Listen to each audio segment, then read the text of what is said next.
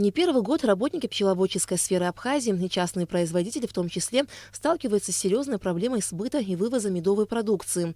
Ввиду участившихся случаев попыток незаконного перемещения под карантинной категории товаров физическими лицами, Государственный таможенный комитет Абхазии информирует граждан о порядке перемещения медовой продукции через абхазо-российскую границу. При вывозе меда натурального за пределы Абхазии физическим лицом для личного пользования необходима подача пассажирской таможенной декларации, а в отношении вывоза коммерческой партии необходимо предоставление сертификата соответствия, ветеринарного сертификата и коммерческих документов. Буквально недавно, в течение 2 дней, на российско-абхазской границе сотрудники сочинской таможни задержали более 400 килограммов меда.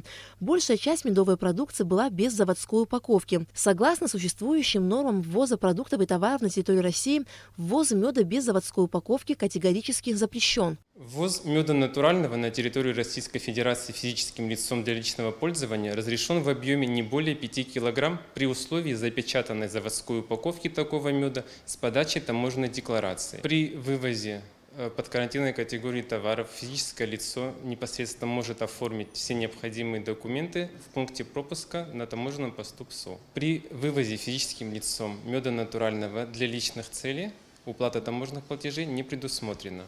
В случае вывоза меда натурального для коммерческих целей необходимо уплатить сбор за таможенное оформление в размере 0,1 от таможенной стоимости. Таким образом, физическим лицам, экспортирующим мед, стоит обратить внимание, что у абхазской стороны при вывозе на территорию России, вне зависимости от объема вывоза медовой продукции, действует только общий порядок осуществления таможенных операций. Но у российской стороны есть свои ограничения в ввозимой медовой продукции. Поэтому изъятые российскими таможенниками более 400 килограммов меда были возвращены в Абхазию. Кроме того, инспекторами был обнаружен свежесрезанный эвкалипт весом около 200 килограммов. В отношении экспорта эвкалипта на территории Абхазии действует запрет. Алика Трапш, Алексей Гухава, Абхазское телевидение.